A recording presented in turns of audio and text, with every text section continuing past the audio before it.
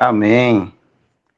O Pablo pediu para mim encerrar essa semana, né? Então, o que que eu comigo pensando e me veio o versículo para nós finalizar esse ciclo, né? É o versículo 27, desculpa, capítulo 27, 34 de Levítico. Esses são os mandamentos que o Senhor ordenou a Moisés para os filhos de Israel, no Monte Sinai. Este versículo ele vai encerrar o selando com o propósito, né, de santificação. Pergunta sobre a finalidade do estudo e a santidade.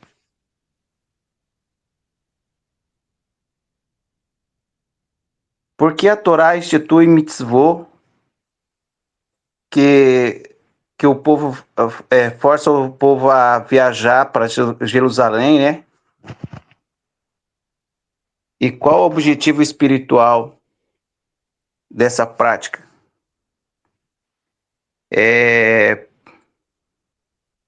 A gente vê que o povo pegava e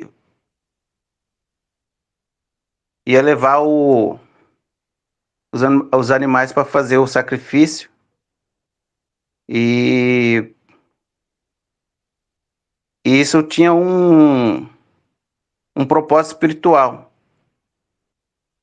Às vezes a família tinha mais de um animal, né, para fazer esse sacrifício. E aí colocava um dos filhos para estudar. Não se Qual a esqueça finalidade? não se esqueça que para intervir, levanta a mãozinha, tá, irmão? Para ficar bem organizadinho, tá bom? Eu ontem me esqueci de levantar, mas vai dar certo hoje, tá bom? Alessandro, desculpa te Pastor cortar aqui, tá Diego? bom? Levantou a mão o pastor Diego aí, tá bom? Não, eu só vou pedir para elaborar a pergunta de novo, Alessandro, que desculpa, eu não entendi muito bem, e a minha internet também está dando uma cortada aqui, eu não entendi muito bem a pergunta. Você pode repetir, por favor? A pergunta é por que a Torá institui a mitzvot que força o judeu viajar para Jerusalém? Qual era o objetivo espiritual, né, dessa finalidade para a prática das famílias?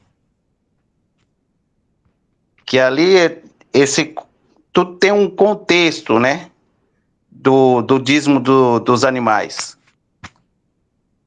Eu levantei a mão, não sei se tem alguma, deixa eu ver se não tem nenhuma outra mão levantada aqui. Alessandro, vamos ver, se eu não mal entendi, você está dizendo por que o Eterno nos deu mandamentos para subir a Jerusalém 3 vezes ao ano? Seria isso a primeira pergunta? Qual que é a finalidade disso aí? Qual é a finalidade? Uma delas, para mim, você poderia ir fazer os votos, certo? Pessoalmente, né? Se consagrar diante do Eterno no templo, diante do Cohen, né? Do sacerdote, sumo sacerdote, o qual ele colocaria um valor que é o valor único, certo? Diferenciando cada um pela sua idade, pelo seu sexo também, tá? E isso também para ver a justiça com a qual o Eterno nos mede. Não sei se é mais ou menos por aí a pergunta, tá? O Alessandro saiu? Alessandro, tá aí? Tinha caído aqui. Tá bom. Então, Alessandro, para mim é importante a gente ir até o templo, né? No contexto, estamos falando do contexto, tá? E você, obviamente, levar os seus votos, ser avaliado, né? Inclusive, Shalom, Shalom, Joel, tudo bom? Boa noite. Inclusive, é com uma medida que é extremamente justa, que ela é igual para todos, que ela tem igualdade, que é justamente é o shekel, né, do tempo, né, que é diferenciado o ciclo ou shekel, ele é diferenciado entre o que era usado comumente ali em Jerusalém, certo, para o comércio, com relação a esse shekel com que as pessoas iriam ser medidas. Isso está no primeiro contexto do capítulo 27, do 1 ao 15. E nós vemos ali as diferenciações, tá? As diferenças entre um e outro. Por que o Eterno nos deu mandamentos para subir a Jerusalém? Bom, uma delas pode ser essa, tá? Mas temos outras. A celebração das festas, as próprias festas, né? São 3 vezes ao ano que a gente tem que subir, certo? Eu não sei se mais ou menos é por aí a pergunta, Alessandro, se é isso. Isso, Pastor Diego? Também eu vejo que um dos propósitos é gerar essa comunhão entre o povo e entre Deus, esse anseio de querer se apresentar diante do Senhor, né? Esse anseio, esse desejo de querer ir até a casa do Senhor, eu creio que esse é um dos objetivos também, né? Que isso fosse gerado no coração, no entendimento, porque era necessário não só todo um preparo para ir a Jerusalém, para ir ao templo, né? Ou também aonde o tabernáculo na época estava estabelecido antes do templo. Então, a pessoa precisava se preparar bem, se organizar, e não só isso, mas ela também precisava convidar, não é? Convidar os amigos que viviam próximo, incentivar outras pessoas, até para ter uma caravana maior, para eles subirem em maior número de pessoas, até por conta também dos possíveis desafios da viagem.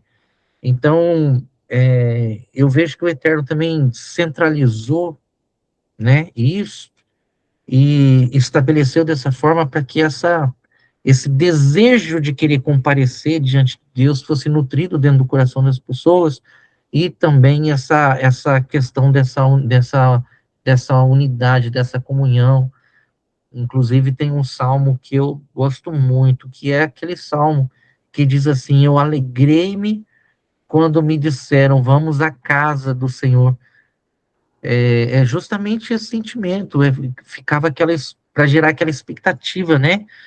De alguém chegar na minha casa e falar, ó, tá chegando o tempo para nós subirmos ao templo.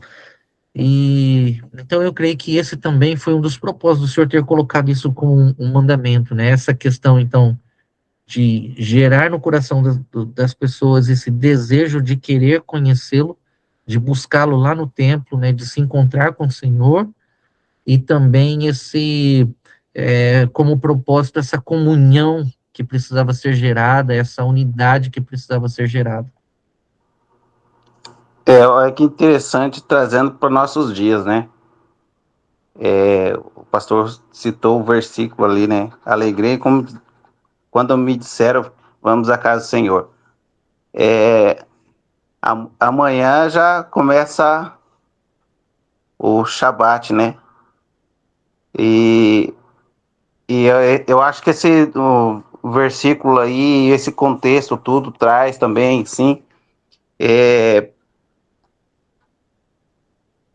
tirar o homem da rotina, né?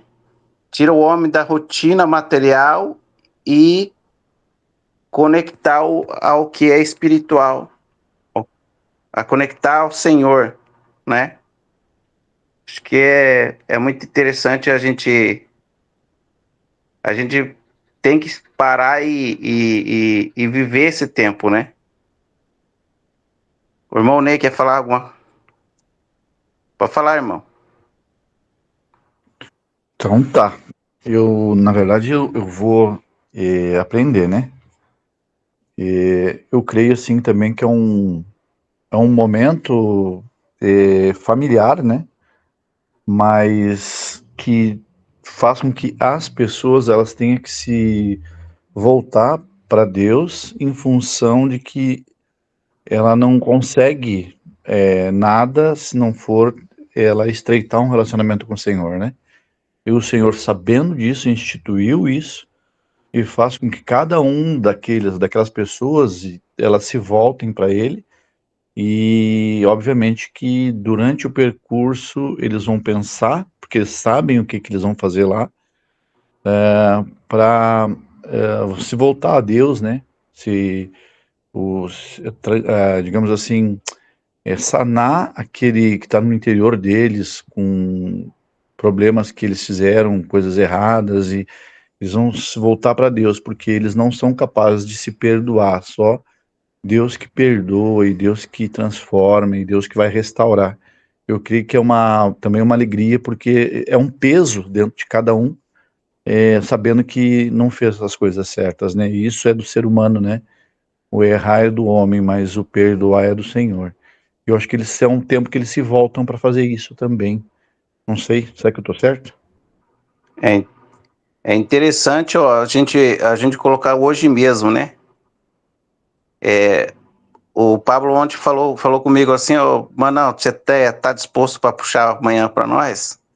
E meio que comecei ontem a estudar, meio que dormindo, e aí hoje cheguei em casa e o tempo correndo, eu falei, meu Deus do céu, o que eu vou fazer hoje, né? A gente tem que dar um tempo e entrar no tempo do Senhor. Porque a gente tá correndo, tá mil e nós não, se você não tirar o tempo pro Senhor, a gente não é nada, né? Porque a gente tem que estudar. Eu acho que é um dos contextos ali que fala, que nem o Pablo mesmo falou assim, ali tem muito contexto, e o pastor mesmo passou um deles, umas versões, e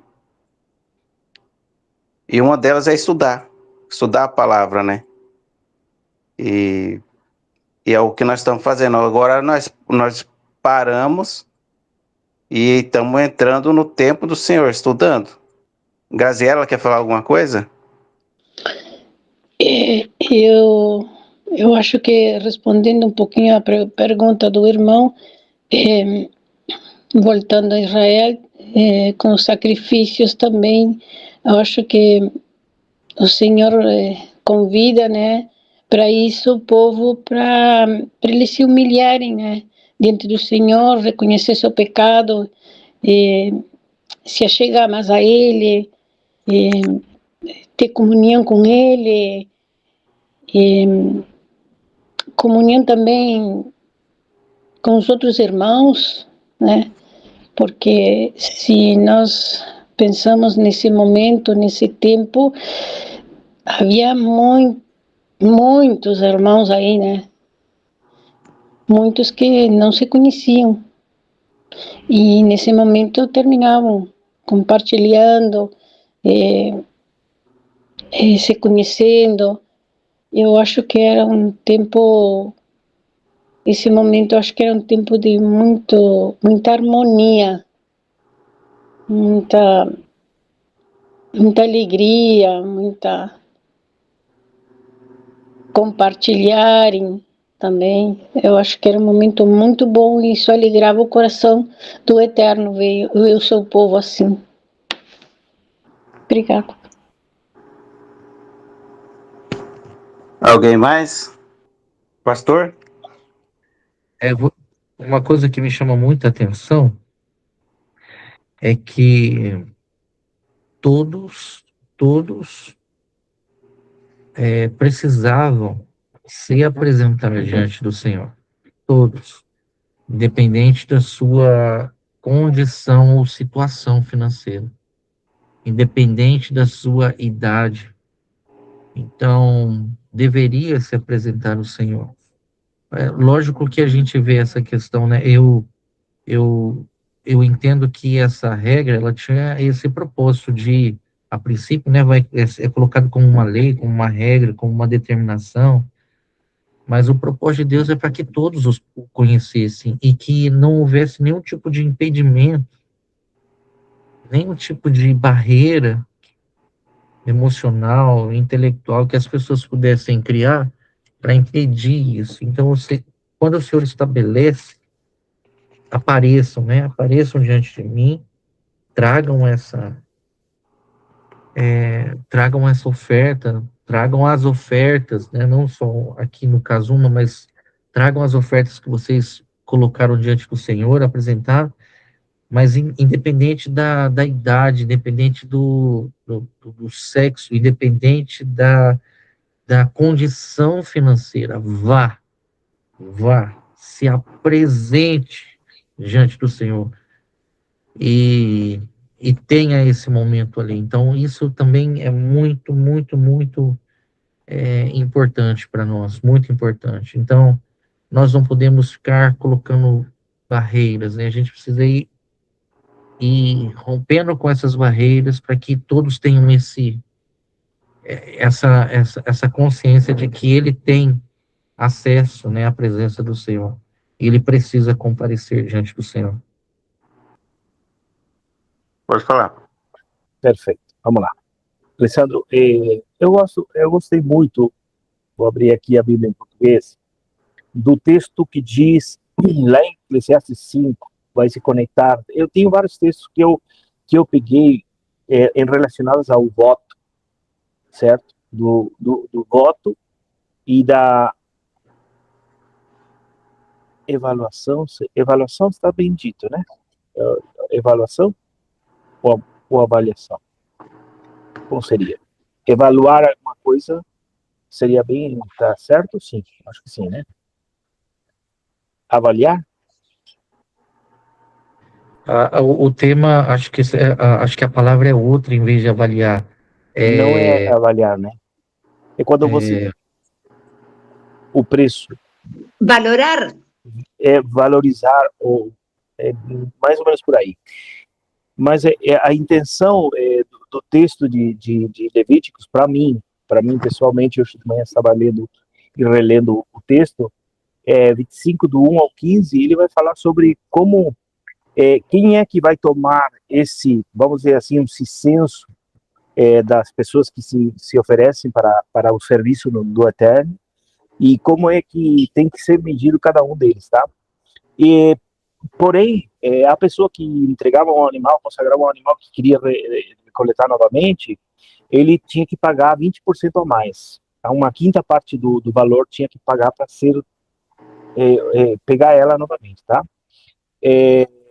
Então, eu olhando isso, me topei com Eclesiastes 5, me topei com Gálatas 3, me topei com Romanos 12, com Mateus 7, e isso é muito interessante porque Eclesiastes 5, para mim, pessoalmente diz assim: guarda teu pé quando entrares na casa de Deus e inclina-te mais a ouvir do que oferecer sacrifício de tolos, pois não sabem que fazem mal. Não te precipites com a tua boca, nem o teu coração se apresse a pronunciar a palavra boa diante de Deus, porque Deus está nos céus e tu estás sobre a terra, pelo que sejam poucas as suas palavras, porque da muita ocupação vem os sonhos, e a voz do tolo da multidão das palavras. Quando a Deus fizeres algum voto, não tardes em cumprir, porque não se agrada de tolos. O que votares, paga-o. Melhor é que não votes, do que votes e não pagues. Isso é sobre a Torá nos ensinando a como nós devemos ter cuidado quando nós fazemos votos, certo? Porém, eu vou ir lá, o apóstolo Paulo, vou sair do Velho Testamento, vamos dizer assim, para ir para a Bíblia de Hadashah, e eu me topei com uma situação também, Gálatas 3, certo? Porque esse ciclo era justamente uma medida que era resguardada, era muito bem guardada no tempo, para que ninguém a profanasse e que todas as pessoas medissem a mesma coisa, certo? Então, nós temos aqui essa medida, e olha o que vai falar Paulo aos Gálatas, lá em capítulo 3 de Gálatas. Vamos ir para o 26, 27 e 29, até o 29. Do 26 até o 29, diz assim: porque todos sois filhos de Deus pela fé em Cristo Jesus. Porque todos quantos fostes batizados em Cristo, já vos revestistes de Cristo. Nisto, não há judeu nem grego, não há servo nem livre, não há macho nem fêmea, porque todos vós sois em Cristo Jesus. E se sois de Cristo, então sois descendentes de Abraão e herdeiros conforme a promessa. Certo? Então aqui também fala que a medida da fé também é uma medida que é dada a cada um de nós como uma medida justa. Certo? E outro texto que me chamou a atenção é esse texto de Romanos 12, onde vai dizer lá no versículo 2, a partir do versículo 2, e verso 3 vai dizer assim: e não vos conformeis com esse mundo, mas transformai-vos pela renovação do vosso entendimento, para que experimenteis qual seja a boa, agradável e perfeita vontade de Deus. E aí vem o verso 3 que diz assim: porque pela graça que me é dada, diz Paulo, digo a cada um de entre vós que não saiba mais do que convém saber, mas que saiba com temperança conforme a medida de fé que Deus repartiu a cada um. Certo? E o outro texto que também me chama muita atenção é o de Mateus 7. Mateus 7, vamos lá ao verso 1, verso 2. Verso 1 e verso 2. Não julgueis para que não sejais julgados, porque com juízo, com que julgares sereis julgados, e com a medida com que tiverdes medido, vos hão de medir a vós. E me interessa muito isso, sabe por quê? Porque, na realidade, quando estas palavras vêm à tona, Yeshua está se referindo a quê? Qual é a medida? Existe uma medida justa, certo? E essa única medida é só um que tem. Há um sumo sacerdote que tem essa medida na mão para nos medir. E ainda sendo nós injustos, ele nos justifica pelo seu sangue. E nós precisamos entender isso. Então, isso me chama muito a atenção. Eu quero dizer para vocês, eu nunca tinha parado no capítulo 27 de Levíticos para ler completamente como eu li hoje. E também li o capítulo 26.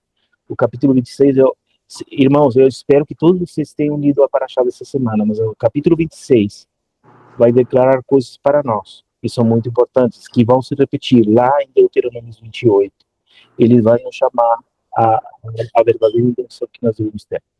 Era isso, Alessandro, não sei se você quer, talvez eu falei alguma coisa que me adiantei o que você queria falar, mas estamos precisando que vocês todos interatuem com nós. Levanta sua mão e entre em contato aí. Tranquilo, Pablo, é isso mesmo. Alguém mais tem algo a acrescentar aí?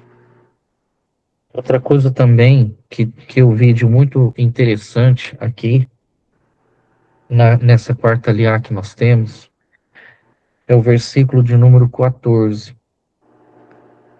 que diz assim, eu vou ler o versículo 14, tá? 27, 14, diz assim: quando uma pessoa consagrar sua casa para ser sagrada a Adonai, o sacerdote deverá estabelecer o valor por ela, levando em conta suas características positivas e negativas. O valor estabelecido pelo Cohen, pelo sacerdote, prevalecerá. Se o consagrante desejar resgatar a casa, aí segue a regra da proposta, né? Deverá acrescentar 1/5 ao valor, ou seja, pagar 20% a mais daquilo que foi estabelecido por ela, e ele a terá de volta.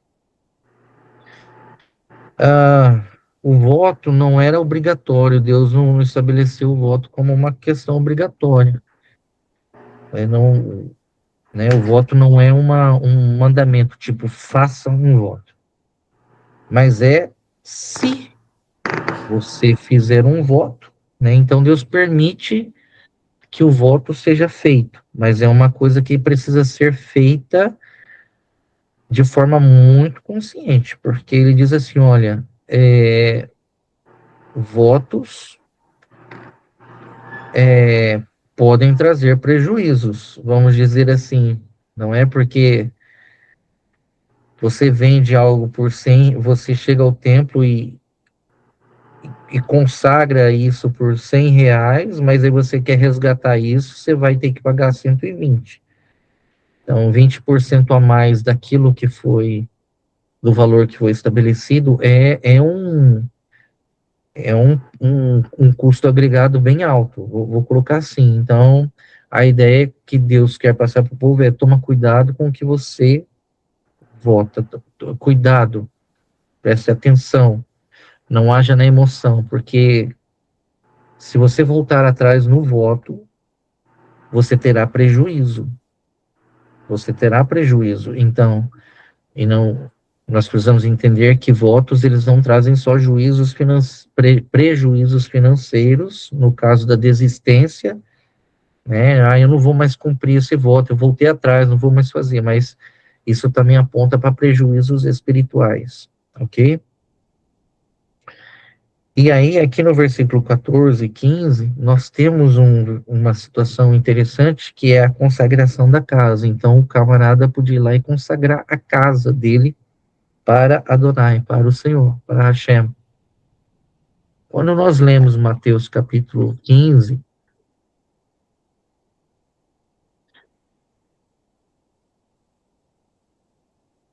nós vemos uma situação acontecendo.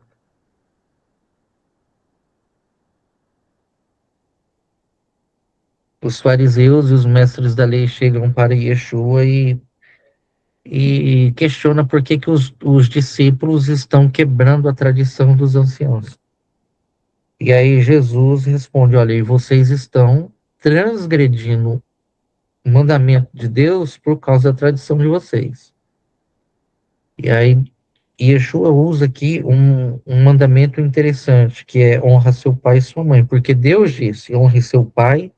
Eu estou lendo o versículo 4. Honre seu pai e sua mãe. E quem amaldiçoar seu pai e sua mãe terá que ser executado. Mas, ou 5. Mas vocês afirmam: se alguém disser a seu pai ou a sua mãe, prometi dar a Deus o que poderia ter usado para ajudar vocês, ele não está mais obrigado a honrar seu pai e sua mãe. Dessa forma, por causa da sua tradição, vocês anulam e tornam sem sentido a palavra de Deus. Então, o que estava acontecendo aqui na época de Yeshua? Eu tenho uma casa e eu vou consagrar ao Senhor. E muitas pessoas também resolveram consagrar a casa ao Senhor. Isso era o que estava acontecendo na época de Yeshua.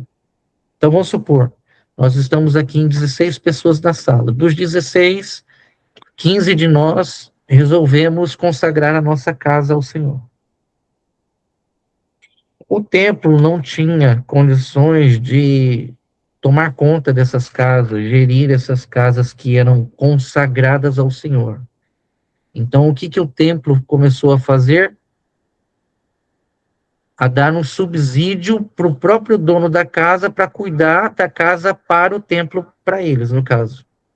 Então, eu quero consagrar a minha casa. Chega lá o pastor Diego, vai consagrar a casa. Então, o sumo sacerdote dizia: olha, nós não temos pessoas para cuidar da sua casa, você pode ficar responsável para cuidar da casa para nós. E aí, então, se dava uma ajuda para o pastor Diego, no caso para mim, para ficar morando nessa casa. Então, eu ficava morando na casa, que era minha, mas eu dei para o templo. E eu ficava recebendo do templo para cuidar dessa casa. E aí, chega o pastor Pedro, meu pai: filho, preciso da sua ajuda. Preciso que você me ajude. Pai, eu queria tanto te ajudar. Nossa, como eu queria, olha, eu queria demais. Mas sabe o que aconteceu? Eu fiz um voto ao Senhor. Eu consagrei a minha casa. E aí o povo do templo, o que falava? Os sacerdotes da época diziam assim: ó, se você prometeu a Deus, você está desobrigado de ajudar o seu pai e a sua mãe, de honrar seu pai e sua mãe. Porque honrar aqui é ajudar financeiramente, ajudar de alguma forma. Então, na Torá nós temos a orientação de Deus e o ser humano transforma essa orientação de Deus numa armadilha. É isso que Yeshua está denunciando aqui. É isso que Yeshua está denunciando. Ei, Deus conhece a intenção dos votos. E o que está sendo feito é errado. Por mais que tenha característica espiritual, não está sendo. Não está sendo. Então vocês precisam se voltar para os mandamentos de Deus. Vocês foram criando tantas tradições que agora estão negando os mandamentos. Então, a Torá nos orienta que nós podemos sim consagrar a nossa casa, mas qual é a intenção? Ele sabe a intenção do nosso coração. E fazendo algo assim, eu preciso saber muito bem onde é que eu estou colocando o meu pé, igual o Pablo leu. Quando você for falar, toma cuidado com o que você fala perante o rei. As palavras não podem ser vazias. Porque se nós lidarmos com as nossas palavras como elas se fossem vazias, principalmente aquelas que são faladas diante do Eterno, isso vai gerar prejuízos. Então a gente precisa estar bem atento em relação a isso. Somos obrigados a fazer votos ao Senhor? De forma alguma. Mas se fizermos, precisamos estar atentos e saber que se eu voltar atrás, né, se eu me esquecer ou coisa assim, prejuízos, eu vou sofrer prejuízos de alguma forma. É isso aí. As brechas, né? Silvana? Para acrescentar algo também a respeito, né, do voto, nós vemos que a nossa alma fica ligada, né, a essa promessa que nós fazemos. Por isso é muito delicada essa parte do voto, né? Nós vamos ver lá em Números, ele vai falar que, primeiro, lá em Números nós vemos que também, o tema do voto também tem algumas condições, né? Nós vemos, por exemplo, que se eu fizer um voto e o Pablo me escutar que eu estou fazendo um voto e ele ficar calado, esse voto fica válido, minha alma fica ligada a esse voto, né? E se ele, por exemplo, escutar e dizer assim, eu não estou de acordo com esse voto, ele é cancelado. Mas isso recai sobre o Pablo, né?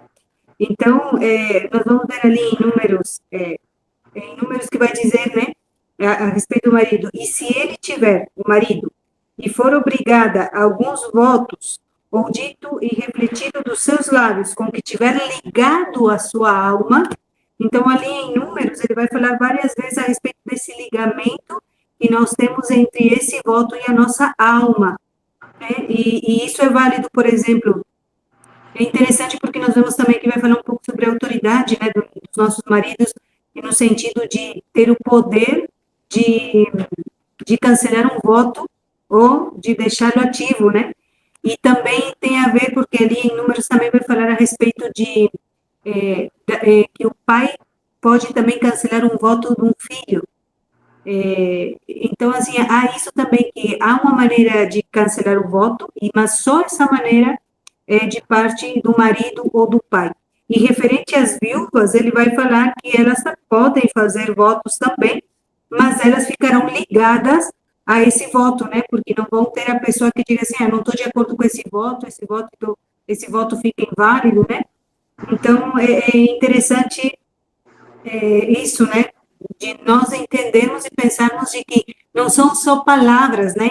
E quando a gente fala sobre isso, nós, sem dúvida, vem essa palavra do Senhor que diz que na nossa boca há poder, de que tudo que nós ligarmos na terra seria ligado no céu e vice-versa.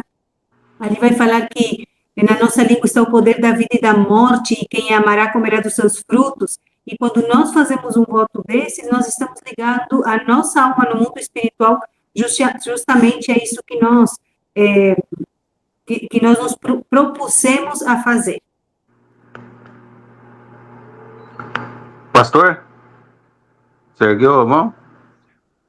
concluindo o que a Silvana acabou de falar, Deuteronômio 23, 22 diz assim: vocês não pecam se não fizerem votos. Se você não fizer voto, você não peca por conta disso. Então, é como se Deus estivesse nos alertando, cuidado, é um assunto muito sério, né? Às vezes as pessoas fazem voto na hora da alegria, né? Tá numa euforia muito grande e acaba fazendo um voto diante do Senhor. Ah, não, rapaz, eu prometo que agora vou fazer isso, vou fazer aquilo. Ou na hora de angústia, né? Tá passando por um momento difícil, a pessoa, não, olha, Deus, se o Senhor fizer, né? Se não fizer voto, não peca. Não peca. Então, interessante a gente pensar bem sério sobre esse assunto. Até porque, de certa forma, isso dentro do mundo evangélico, vou colocar dessa forma, as pessoas são induzidas a fazerem muitos votos, não é? Faz um voto com o Senhor hoje, faça um voto, faça um voto, faça um voto aqui, faz um voto ali. É proibido? Não, não é proibido. Mas é preciso ter muita precaução também, muito cuidado. O pastor já falou em outros estudos, né? A gente tem que ter uma postura de sim, sim, não, não, né? O Neno ergueu a mão, Neno? Shalom, irmão. Shalom. Voto e promessa é a mesma coisa, pastor? Vai, no caso, assim, olhando para aquilo que a gente entende, né? Eu fiz uma promessa para o Senhor, né? Eu fiz um voto. Seria a mesma coisa. Só muda a palavra ali, são sinônimos, né? Mas assim, pensando em promessa, tem a promessa de Deus, tem as promessas da palavra. O Senhor disse, ele cumprirá, ele vai fazer, né? Deus não fez um voto, vou colocar assim, Deus fez uma promessa e a sua promessa não falhará. Então, olhando por essa perspectiva de Deus, a gente tem isso. Mas assim, para nós, assim, no popular, vou dizer assim, né? Para nós, assim, voto e promessa é a mesma coisa. Aquilo que o político faz, né, de uma falsa promessa, de um falso voto, é um voto, é uma promessa, né? Ele vai ter que prestar conta disso, ele vai ter que prestar conta, né? Está sendo feito diante das pessoas, está sendo feito diante do céu. Então, seria praticamente a mesma coisa, ok, né?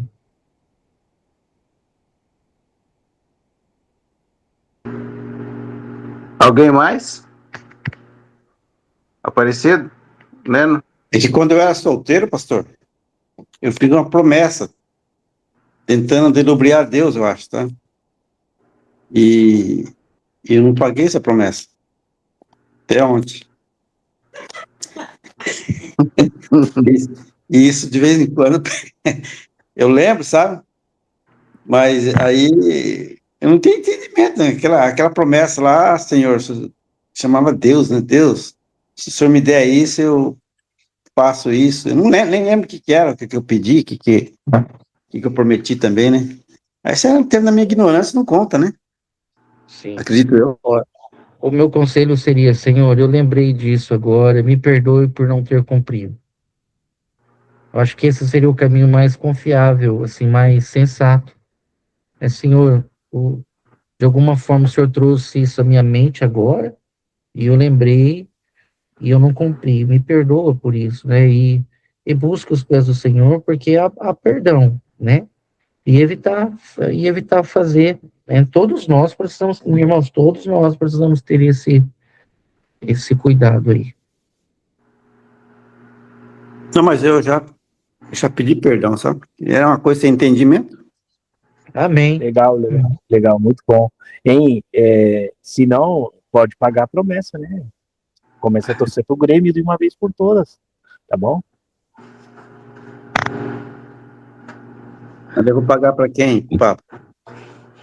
Torce pro Grêmio. Esse é o prejuízo, Neno. Vacilado, tá vendo, Neno? Esse é o prejuízo, Neno, do voto não levado a sério, esse é o prejuízo. Tá vendo, né? De vez em quando a gente cai numa cilada, ó. É melhor ter ficado Silvano? quieto, então. Pode É falar, uma Silvano. Eu estava procurando aqui como era o termo voto no hebraico, e é interessante porque vem confirmar isso que o pastor Diego falava, né? No hebraico é neder, que significa eleição.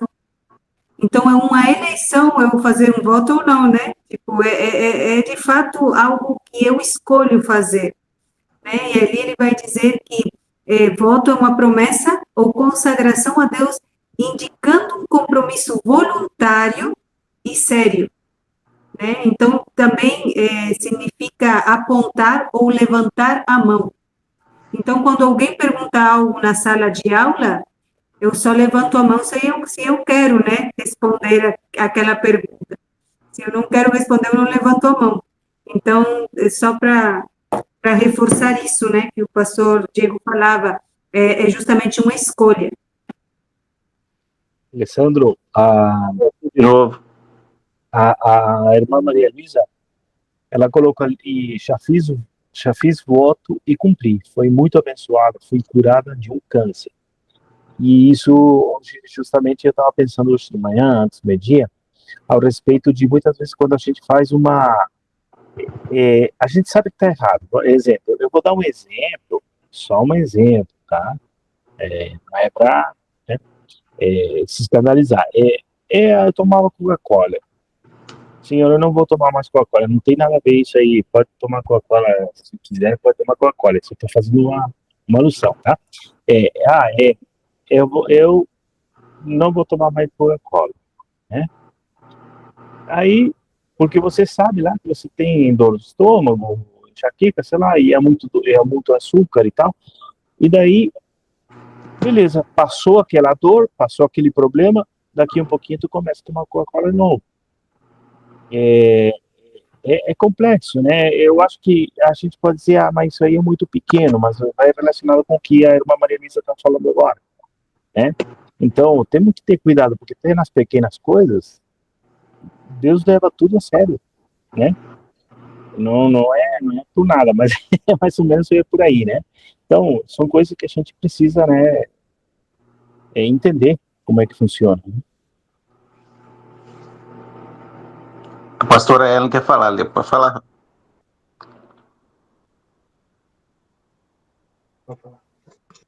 Na verdade, eu me lembrei de uma paraxá que a gente teve, que está ali mesmo em Levítico capítulo 23, que o pastor Diego citou, que foi algo que me chocou muito, que a respeito do voto. Que quando nós fazemos um voto ao Senhor, porque ali fala, né, é melhor que não faça para que não peque, né? Então, eu lembro que uma das coisas que marcou muito para mim a respeito do voto foi que quando nós fazemos um voto, é como se nós estivéssemos dizendo para Deus que nós confiamos na nossa própria força. Então, eu estabeleço um voto, não vou tomar café durante 5 anos para que aconteça isso, isso e isso. Então, você está ali se esforçando, é como se você estivesse tirando a ação de Deus ali, falando, pode deixar, Deus, que eu tomo conta. Mais ou menos assim, sabe? Eu lembro dessa porção que a gente estudou sobre o voto, e para mim foi muito, muito chocante, assim, não quero entristecer o coração de ninguém, mas só dizendo, assim, que foi muito forte isso que eu aprendi nessa paraxá, acho que tem uns 2 anos isso, que até hoje eu me lembro, assim, de uma forma muito clara. Então, de tão sério que é o voto, né? Então, assim, eu vejo que Deus, ele deixa bem claro, ele deixa aquela oportunidade de nós não fazermos, porque é algo muito, muito, muito sério mesmo. É como, não sei se foi o Diego ou a Silvana que comentou, né? Que às vezes a gente faz muito por impulso, né? Tá ali na empolgação e é algo muito, muito sério mesmo, muito mesmo. Comentando o que o Paulo estava falando ali sobre a Coca-Cola. Eu não fiz um voto, mas eu deixei a ação de Deus mesmo, sabe? Eu com a Coca-Cola pode dizer que eu era viciado, hein? E eu não, se abrisse uma Coca-Cola, tinha que terminar, senão não tava bom. E com isso eu vivia com a labirintite atacando. Direto a labirintite tava atacando. Aí hoje, o irmão Neno mesmo é um, sabe que quantas vezes ele pegou e orou por mim por causa da labirintite. Hoje já faz tempo que não ataca mais labirintite.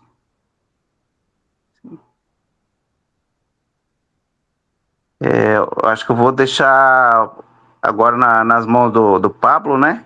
Porque tá na hora de ir lá pro outro estudo. Beleza? Já vão embora, tchê? Fechem a porta, né? Eu saí, que tá frio. Beleza? Ei. Então, Pablo, você vai Obrigado, assumindo aí. Alessandro.